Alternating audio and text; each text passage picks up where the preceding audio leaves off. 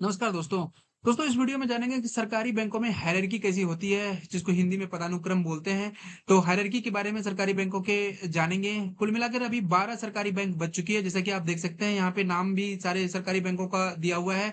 SBI, Punjab national bank, bank of Baroda, Canara bank, union bank, bank of India, Indian bank, central bank of India, Indian overseas bank, UCO bank, bank of Maharashtra and Punjab and Sind bank, ये सारे सरकारी bank बचे हुए हैं। 12 सरकारी bank अभी operational है।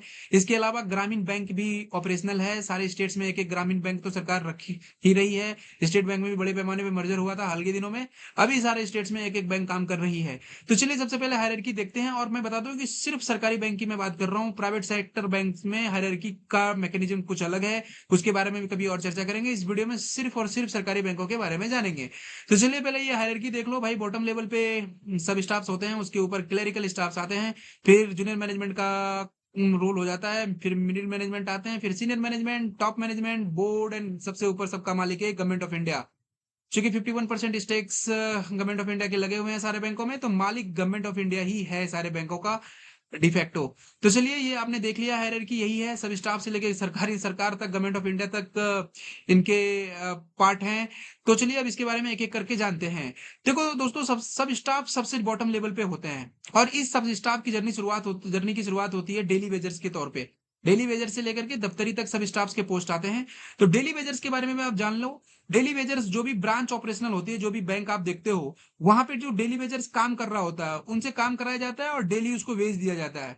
Minimum wages act के तहत तो उनको पैसे दिए जाते हैं।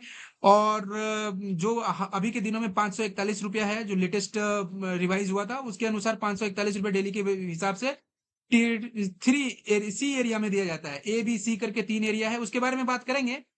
सरकारी बैंकों में किन किन लोगों की कितनी सैलरी होती है उनके बारे में मैं एक सेपरेट वीडियो बनाऊंगा, उसमें सारी चीजें क्लियर करूंगा। लेकिन अभी आप जान लो कि ये डेली वेजर्स जो होते हैं वो ब्रांच मैनेजर ही रिक्रूट कर लेते हैं, और उनके ही विम्स एंड फैंसी पे ये काम कर रहे होते हैं। उनकी जब तक मर्जी रही ये काम करते हैं, नहीं तो चेंज भी हो जाते हैं। कुछ डेली वेजर्स जो बैंक में काम करते हैं उसको एजेंसी के द्वारा रिक्रूट किया जाता है। बैंक डायरेक्ट एजेंसी को पैसे पे कर देती है, और वो एजेंसी अपना डेली वेजर्स बैंक को प्रोवाइड करता है। इनका कॉन्ट्रैक्ट 11 महीने का होता है। 11 महीने के बाद रिन्यू किया जाता है, या नहीं तो फिर एक्सपायर कर दिया जाता है, फिर दूसरे बंदे आते हैं। तो एजेंसी के भी डेली वेजर्स काम करते हैं। उसके ऊपर चले तो पार्ट टाइम इंप्लॉइज होते हैं। ये बैंक के ही इंप्लॉइज होते हैं, लेकिन ये पार्ट टाइम होते हैं। जब पीएन वगैरह, चपरासी वगैरह बैंक में नहीं होता तो इनकी सर्विस ली जाती है। हाफ डे ली जाती है तो हाफ डे का पेमेंट होता है, फुल डे ली जाती है तो फुल डे का पेमेंट होता है। फिर नंबर आता है वॉचमैन का। हालांकि आजकल ये पोस्ट लगभग ना के बराबर ही देखने को मिलता है, लेकिन ये भी डेजिग्नेशन अभी भी बैंक में ऑपरेशनल है। वॉचमैन के का नंबर आता है। मतलब ये गार्ड नहीं होता, एक तरह से वॉच करते हैं सब कुछ, सब चीजें सही चल रही हैं, गेट वेट लगाना, गेट बंद करना, गेट खोलना, वगैरह वगैरह। फिर नंबर आता है एचकेपी का। ये परमानेंट एम्प्लॉयज होते हैं बैंक के, और ये हाउस कीपर्स होते हैं। इनका काम होता है क्लीनिंग करना। देखो क्लीनिंग विलीनिंग का काम तो ये डेली वेजर्स भी करते हैं, लेकिन जहां पे डेली वेजर्स हैं और साथ साथ एचकेपी भी हैं, तो दोनों मिलजुल करके काम करते हैं। बेसिकली जो परमानेंट होते हैं उनका तो अपना ही चलती होता है, क्योंकि इनकी सैलरी होती है सब। हर तरह के बैंक से जो सारे बेनिफिट्स होते हैं एम्प्लॉयज को, इनके लेवल पे हर तरह के वो बेनिफिट्स मिलते हैं। जैसा कि मैंने बताया, बेनिफिट्स वाले वीडियो, सैलरीज वाले वीडियोज, वो मैं दूसरी वीडियो में बात करूंगा। हाउस कीपर्स का काम होता है यहाँ पे बेसिकली क्लीनिंग का काम करना, है ना। उसके बाद दफ्तरी का भी काम करना, फाइल वगैरह को भी इधर उधर करना। बैंक मैनेजर जो इनको इंस्ट्रक्शन देते हैं वो करते हैं। क्लीनिंग, टॉयलेट साफ करना इत्यादि भी करते हैं। मैनुअल स्केवेंजिंग का काम नहीं करते, लेकिन सब तरह के काम जो भी क्लीनिंग से रिलेटेड है वो एचकेपी का काम होता है बैंक में। जब छोटी छोटी ब्रांचेज में तो एक ही एचकेपी होते हैं, तो उनके सारे सब सब काम तो वही करते हैं। क्लीनिंग से लेकर के फाइल मेंटेनेंस से लेकर के हर तरह का काम एचकेपी करते हैं। फिर नंबर आता है गार्ड का। देखें, बैंक रिक्रूट करती है गार्ड दो तरीके से। एक तो गार्ड होता है कि बैंक खुद रिक्रूट करती है, लेकिन उसके पास गन के लाइसेंस नहीं होते। तो जब तक गन के लाइसेंस नहीं आ जाते, उनके बैंक के ही गन होते हैं, जब तक उसके लाइसेंस नहीं आ जाते हैं तब तक वो गार्ड कहलाएगा, और उसका डेजिग्नेशन गार्ड का होगा, और वो चपरासी से नीचे होगा। ये इंटरेस्टिंग है। देखो बड़े ब्रांचेज में ये बड़ा डिस्प्यूट होता है कि कौन ऊपर है कौन नीचे है। जिस गार्ड के पास बंदूक का लाइसेंस नहीं है वो चपरासी से नीचे आएगा। एचकेपी से एक प्रमोशन के ऊपर ये चपरासी बन जाते हैं। और एक बार जब पीएन बन गया, चपरासी बन गया, तो ये क्लीनिंग का काम छोड़कर सब तरह के काम करते हैं। तो ये पीएन हो गया, ये गार्ड हो गया। डिफरेंसेस ये हुआ कि ये गार्ड वो गार्ड हुआ जिनके पास गन का लाइसेंस नहीं है। फिर आ जाते हैं आर्म्ड गार्ड्स। जैसे ही उसको गन का लाइसेंस मिल जाता है, वो आर्म्ड गार्ड हो जाते हैं, उनको कुछ रेम्यूनरेशन और एक्स्ट्रा मिलने लगता है बंदूक को मेंटेन करने का, और वो पीएन से ऊपर हो जाते हैं, चपरासी से एक पोस्ट ऊपर हो जाते हैं। आर्म्ड गार्ड जो बैंक खुद रिक्रूट करती है, हालांकि हाल के दिनों में अब ये आर्म्ड गार्ड का रिक्रूटमेंट का मैकेनिज्म चेंज हो गया है, एजेंसी के थ्रू ही आर्म्ड गार्ड लग रहे हैं।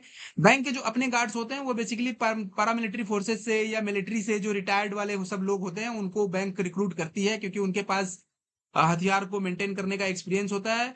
तो वो बैंक में आते हैं, उनका रिक्रूटमेंट होता है प्रॉपर, ये परमानेंट एम्प्लॉइज होते हैं। लेकिन जो एजेंसी के थ्रू आते हैं उनका वही, जैसा कि मैंने बताया था आगे, एजेंसी के थ्रू जो आते हैं इनके पास अपना गन लाइसेंस होता है। एजेंसी को बैंक पे करती है, फोर्स एजेंसी को 30,000 रुपए दे रहे हैं, तो फिर एजेंसी वाले इसको काट छाट के 20,000 18,000 रुपए आर्म्ड गार्ड को देते हैं। डेली वेजर भी जो एजेंसी से लगता है, बैंक उसको 15-16 हजार रुपए पे करती है, इनको वापस 7-8 हजार रुपए 10,000 तक मिल जाते हैं, इससे ज्यादा पैसा नहीं मिलता। 3-4 हजार रुपए एजेंसी खा जाती है, एजेंसी अपने पास रख लेती है। इन सबसे ऊपर दफ्तरी होते हैं, बेसिकली दफ्तरी का काम होता है सिर्फ डॉक्यूमेंट्स को मेंटेन करना, जो हमारे बैंक में वो सेविंग अकाउंट्स होते हैं, लोन के फाइल्स होते हैं, नोट काउंटिंग्स का काम होता है, कैशियर्स के नोट काउंट करना, उसका बंडल बनाना, है ना, ये इस तरह के सारे काम दफ्तरी का काम होता है। तो हमने देखा भाई सब स्टाफ्स में किस तरह के लोग हैं, daily wagers, part time employees, watchman, HKP, guard, PN, armed guard and दफ्तरी। अब चलिए आगे चलते हैं, पिरामिड में आगे है क्लरिकल स्टाफ। तो क्लरिकल स्टाफ में देखते हैं कौन कौन से और लोग हैं। देखो ये ऑर्डर सीनियर क्लर्क जो है ये सबसे ऊपर लेवल पे हैं। उसके बाद नंबर आता है आपका कैशियर का, और फिर सबसे नीचे नंबर आता है अप्रेंटिस वाले का। देखो हाल के दिनों में अप्रेंटिस का पोस्ट काफी ज्यादा पॉपुलर हो चला है, क्योंकि पहले बैंक में अप्रेंटिस को रिक्रूट नहीं किया जाता था, लेकिन अब अप्रेंटिस के लोगों को काफी ज्यादा रिक्रूट किया जा रहा है, ज्यादा से ज्यादा लोगों को रिक्रूट करने के लिए, ज्यादा से ज्यादा लोगों को जॉब अपॉर्चुनिटी देने के लिए। इनके बेसिकली कॉन्ट्रैक्ट होते हैं 1 साल 2 साल 3 साल के कॉन्ट्रैक्ट होते हैं अप्रेंटिस के। और ये बेसिकली क्लर्क के ही काम करते हैं, अकाउंट वगैरह खोलना हुआ, पासबुक प्रिंट वगैरह करना हुआ, ये अप्रेंटिस का काम होता है। फिर चलिए इसके ऊपर आते हैं डेटा एंट्री ऑपरेटर, कभी कभी इसका सर्विस लिया जाता है, ये भी एजेंसी के थ्रू ही लगते हैं, कॉन्ट्रैक्ट पे होते हैं, बैंक में बैक ऑफिस में काम कर रहे होते हैं। मेन ब्रांचेस में डेटा एंट्री ऑपरेटर वगैरह तो कम ही दिखेंगे, हालांकि अप्रेंटिस का बड़ा अभी चलन चल पड़ा है, और अभी भी आप जाकर के जॉब सर्च पे जाएंगे तो कुछ वैकेंसीज अप्रेंटिस के भी निकले हुए हैं, क्लर्कियल पोस्ट के। आगे बैंक आपको परमानेंट करेगी नहीं करेगी उसमें तो नोटिफिकेशन में तो नहीं है, लेकिन हाँ आपका एक्सपीरियंस आपको काम आएगा, एक्सपीरियंस सर्टिफिकेट आपको मिलेगा, और रिम्यूनरेशन के तौर पे 15 से 20 हजार रुपये अभी अप्रेंटिस वालों को दिया जा रहा है। तो ये है अप्रेंटिस। डेटा एंट्री ऑपरेटर से भी डेटा स्पेसिफिक काम लिया जाता है भाई, अगर बल्क में कोई काम हो तो डेटा एंट्री ऑपरेटर से लिया जाता है। अब आ जाते हैं सिंगल विंडो ऑपरेटर। ये पोस्ट भी क्लर्क का ही पोस्ट होता है इनिशियली। जब क्लर्क जब बैंक में लगते हैं तो उसका प्रोविजन पीरियड रहता है, मतलब 6 महीने का प्रोविजन रहता है, उसके बाद वो सिंगल विंडो ऑपरेटर हो जाता है। प्रोविजनरी क्लर्क का पोस्ट प्रोविजन हटने के बाद वो सिंगल विंडो ऑपरेटर हो जाता है, मतलब एक विंडो पे बैठेगा भाई, उस पर जो भी काम आएगा वो करेगा। फिर आ जाते हैं कस्टमर सर्विस एसोसिएट्स। हर तरह के काम इसमें हो जाते हैं, जैसे जमा निकासी, विड्रॉल के काम इसके पास एसोसिएटेड होते हैं। और कैशियर तो आपको पता ही होगा, ये जमा निकासी का काम करते हैं, कैश में बैठ करके करते हैं। कैशियर थोड़े से ऊपर होते हैं कस्टमर सर्विस एसोसिएट से। कस्टमर सर्विस एसोसिएट से नए वाले लोग होते हैं, हालांकि अभी इस दोनों पोस्ट, ये दोनों पोस्ट लगभग एक ही हो गया चूंकि छोटे छोटे बैंक्स हैं इसमें, कैशियर और कस्टमर सर्विस एसोसिएट सब तरह के काम कर रहे हैं, खाता भी खोलने का काम कर रहे हैं, लोन भी खोलने का काम कर रहे हैं। बट बेसिकली जो क्लर्क का काम होता है वो यही होता है कि भाई आप कैश डिपॉजिट लो, कैश विड्रॉल कराओ, है ना। फिर जो सीनियर क्लर्क होते हैं ये इन कैशियर्स का, सिंगल विंडो ऑपरेटर का, कस्टमर सर्विस एसोसिएट्स की जो एंट्री होते हैं उसको वो पास करते हैं। सीनियर क्लर्क बहुत सीनियर लेवल के क्लर्क होते हैं, जो बहुत साल 10 साल 20 साल बैंक में काम कर लिए तो प्रमोशन लेकर के वो सीनियर क्लर्क बन जाते हैं, और वो भी क्लर्कियल स्टाफ की कैटेगरी में आते हैं। इनकी छोटी मोटी एंट्रीज जो वो सारे पास कर देते हैं, बड़ी एंट्री तो पास होने के लिए फिर ऑफिसर के पास आ जाती है। तो चलो हमने देख लिया कि भाई इसमें सब स्टाफ के बारे में जान लिया, क्लरिकल स्टाफ के बारे में जान लिया। अब चलिए आगे चलते हैं, जानते हैं जूनियर मैनेजमेंट के बारे में। जूनियर मैनेजमेंट में देखो, जब बैंक में एंट्री आप करते हैं एज एन प्रोवेजनरी ऑफिसर जब आप बैंक में लगते हैं तो आपको पीओवी शॉर्ट में बोल दिया जाता है। और जब आपका प्रोविजन पीरियड खत्म होता है, अलग अलग बैंकों में अलग अलग है, 1 साल 6 महीने, 6 महीने तो नहीं होता, 6 महीने तो क्लर्क के लिए होता है, कुछ बैंकों में 11 महीने का होता है, कुछ बैंकों में 1 साल, कुछ बैंक 2-2 साल के लिए प्रोविजन चलाती हैं। 2 साल में बेसिकली सारे बैंकों का प्रोविजनरी ऑफिसर का ये जो प्रोविजन जो वर्ड है ये हट जाता है उससे। इस पीरियड में बैंक करती क्या है कि भाई आपके बारे में पता करती है, आपके सर्टिफिकेट्स वगैरह को वेरीफाई किया जाता है, पुलिस वेरिफिकेशन होता है, सब कुछ सही पाया गया तो आपसे एक फॉर्मेलिटी की जाती है टेस्ट लेने की, टेस्ट आपसे ले लिया गया, उसके बाद टेस्ट में आप पास वास कर गए तो उसके बाद फिर आपको ऑफिसर बना दिया जाता है। ऑफिसर आप स्केल 1 में बन जाते हैं, और यहां से आपकी मैनेजमेंट की जर्नी शुरू हो जाती है। आप जूनियर मैनेजमेंट के पार्ट हैं। किसी किसी बैंकों में असिस्टेंट मैनेजर भी बोल दिया जाता है, जूनियर मैनेजर के नाम से भी इसी पोस्ट को जाना जाता है, और डिप्यूटी मैनेजर के नाम से भी इसी पोस्ट को जाना जाता है। है ना? इसको डिप्टी मैनेजर के नाम से भी जानते हैं। सारे स्केल 1 के ही पार्ट होते हैं, ये सारे स्केल 1 में ही आते हैं। तो चलो हमने देख लिया जूनियर मैनेजमेंट का क्या मैकेनिज्म है, provisionary officers, scale 1 officer junior management के लोग होते हैं। अब चलिए देखते हैं मिडिल मैनेजमेंट का। मिडिल मैनेजमेंट में कौन-कौन से लोग आते हैं? मिडिल मैनेजमेंट में स्केल 1, स्केल 2 और स्केल 3 के लोग होते हैं। Middle management level includes many branch manager, जो छोटे-छोटे ब्रांच मैनेजर्स होते हैं, वो छोटे-छोटे ब्रांचेस के, वो सारे यही होते हैं, स्केल 2 ही होते हैं। बेसिकली आप देखो तो 90% जो इंडिया में ब्रांचेस चल रही हैं, यही दोनों कैटेगरी के लोग चला रहे हैं। Scale 2 and scale 3, manager and senior manager. क्योंकि ये डायरेक्ट पब्लिक से इनका कनेक्ट रहता है और ब्रांच हेड होते हैं। इनका बेसिकली काम होता है, जो ब्रांच में हेड कर रहे होते हैं, वो स्टाफ के सारे जो वहां पे स्टाफ काम कर रहे होते हैं, उनको इंस्ट्रक्शन देना, उनसे काम करवाना, कस्टमर को सर्विस देना, लोन सैंक्शन करना, मतलब वो अपने ब्रांच के मालिक होते हैं। उसके ऊपर उनका रीजनल ऑफिस होता है। रीजनल ऑफिस से उसको कंट्रोल किया जाता है उस ब्रांच को, और ब्रांच जो है, ब्रांच अपनी सारी बातें, अपने जो भी उनके ग्रीवियंसेस हैं, जो भी इश्यूज हैं, बड़े लोन है तो वो भी रीजनल ऑफिस में सैंक्शन होने के लिए जाता है ना? तो ब्रांच में ब्रांच हेड अगर कोई है तो वो आप समझ लो स्केल 2 है। ये सेकेंड लाइन पे भी कहीं कहीं काम करते हैं। जाहिर सी बात है, कई बड़े ब्रांचेस में ये जाएंगे तो स्केल 2 जो है वो सेकेंड लाइन हो जाते हैं। वो हेड नहीं करेंगे, लेकिन वो सेकेंड लाइन काम करेंगे, डेजिग्नेशन उनका मैनेजर का ही रहेगा। तो सीनियर मैनेजर एंड मैनेजर के बारे में भी आपने देख लिया। तो अब आगे चलते देखते हैं। अब आता है सीनियर मैनेजमेंट का पार्ट। सीनियर मैनेजमेंट में बेसिकली जो लोग आते हैं उसमें 4 तरह के लोग, 5 तरह के लोग आते हैं इसमें। देखो स्केल 4 वाले आते हैं, बैंक में इसी तरह से चलता है। Scale 1, scale 2, scale 3, scale 4, scale 5, scale 6, scale 7। ये जो स्केल का कहानी है, ये स्केल 7 तक जाता है, जैसा कि आप देख सकते हो। तो शुरुआत होती है सीनियर मैनेजमेंट की स्केल 4 से। स्केल 4 में चीफ मैनेजर आते हैं, इसी को कहीं कहीं पे डीएम भी बोल दिया जाता है, डिविजनल मैनेजर। जब ये एडमिन ऑफिस में काम कर रहे होते हैं तो इसको डिविजनल मैनेजर बोल दिया जाता है। और सारे में ही मैनेजर वर्ड लगा हुआ है, आप देख लो। तो ये कहीं ना कहीं किसी न किसी बड़े ब्रांचेस को हेड करते हैं। और जब ये एडमिन ऑफिस में होते हैं तो वहां पे ये फिर जैसे रीजनल ऑफिस में हुए तो वहां के बॉस हो गए, या सेकंड लाइन भी हुए। तो इस तरह से इनका पोस्ट वेरी करता है अलग अलग जगह पर, लेकिन डेजिग्नेशन इनका यही रहता है, चीफ मैनेजर। उसके ऊपर चले तो अब चीफ मैनेजर देखो, आरएच को हेड करते हैं, रिटेल एसेट हब। फिर हो गया आपका सुलभ को हेड करते हैं, बड़े ब्रांचेस को हेड करते हैं। उसके ऊपर आते हैं तो असिस्टेंट जनरल मैनेजर आते हैं। जनरल मैनेजर में भी इसी तरह के काम होते हैं, आरएच, सुलभ। उसके बाद आरओ के भी हेड कभी कभी असिस्टेंट जनरल मैनेजर को बना दिया जाता है। इसके ऊपर एक पोस्ट ऊपर चलते हैं तो डिप्टी जनरल मैनेजर आते हैं भाई। जनरल मैनेजर से नीचे का ये पोस्ट होता है। इनका भी कुछ यही कहानी है, ये भी अलग अलग डिपार्टमेंट को हेड करते हैं बैंकों में। कहीं कहीं पे आरओ को हेड करते हैं, कहीं कहीं पे सर्कल को भी हेड करते हैं। उसके ऊपर चले तो जनरल मैनेजर होते हैं। जनरल मैनेजर बेसिकली सर्कल के हेड होते हैं। बड़े बड़े जो आरओज हैं वहां पे भी पाया जाता है, लेकिन जनरल मैनेजर जो होते हैं वो बेसिकली सर्कल को ही हेड करते हैं। सर्कल हेड के नाम से ही जनरल मैनेजर जाने जाते हैं बैंकिंग सिस्टम में। तो ये हो गया जनरल मैनेजर की कहानी। उसके ऊपर चलते हैं तो फिर चीफ जनरल मैनेजर होते हैं। स्केल 7 तक जनरल मैनेजर, उसके बाद चीफ जनरल मैनेजर भी एक पोस्ट बनाया गया है। बड़े सीनियर लेवल के पोस्ट होते हैं और एग्जीक्यूटिव लेवल का रोल होता है। बड़े सर्कल्स को ये हेड करता है, नहीं तो हेड ऑफिस में जाके काम कर रहे होते हैं। तो चलिए, आपने देख लिया सीनियर मैनेजमेंट के बारे में भी आपने जान लिया। अब टॉप मैनेजमेंट के बारे में देख लेते हैं। टॉप मैनेजमेंट में जो लोग होते हैं वो बेसिकली होते हैं आपके एमडी, सीएमडी और एग्जीक्यूटिव डायरेक्टर्स।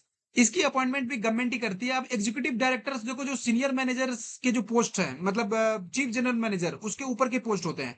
और चीफ जनरल मैनेजर तक तो बैंक के अपने ही आदमी होते हैं। जैसे पंजाब नेशनल बैंक का चीफ मैनेजर है, जनरल मैनेजर है, तो उसी को प्रमोट करके चीफ जनरल मैनेजर बना दिया। लेकिन उसके ऊपर जैसे जाएंगे तो पोस्ट आ जाता है आपका ईडी का, एग्जीक्यूटिव डायरेक्टर्स का। उसको गवर्नमेंट अपॉइंट करती है और वो दूसरे बैंक से आते हैं, प्राइवेट सेक्टर से भी आते हैं, है ना?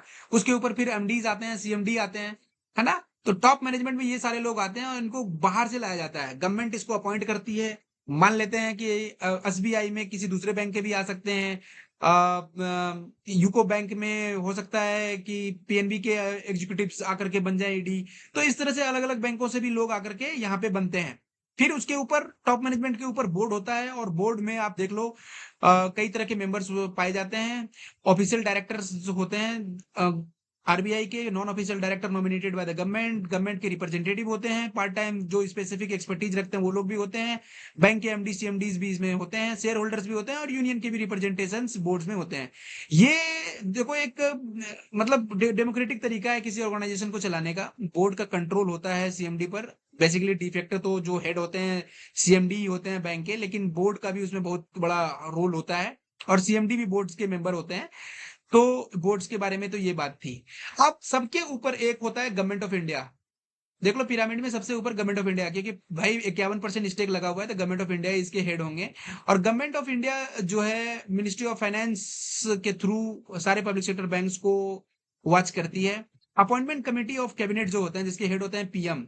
Appointment committee of cabinet PM की अध्यक्षता में जो सीईओज वगैरह होते हैं उसको रिक्रूट करते हैं पब्लिक सेक्टर बैंक्स में। बैंक बोर्ड ब्यूरो आपको मालूम होगा एक बनाया गया था, उनके द्वारा प्रपोजल को फॉरवर्ड किया जाता है अपॉइंटमेंट कमेटी फाइनेंस मिनिस्ट्री के पास। डिपार्टमेंट ऑफ फाइनेंशियल सर्विसेज उसको स्क्रूटनी करती है, फिर फॉरवर्ड कर देती है मिनिस्ट्री ऑफ फाइनेंस के थ्रू, फॉरवर्ड होकर चला जाता है cabinet appointment committee of cabinet के पास। उसके हेड होते हैं प्राइम मिनिस्टर, वहां से फिर उनका अपॉइंटमेंट होता है, फिर गजट नोटिफिकेशन के साथ सीईओज की अपॉइंटमेंट हो जाती है।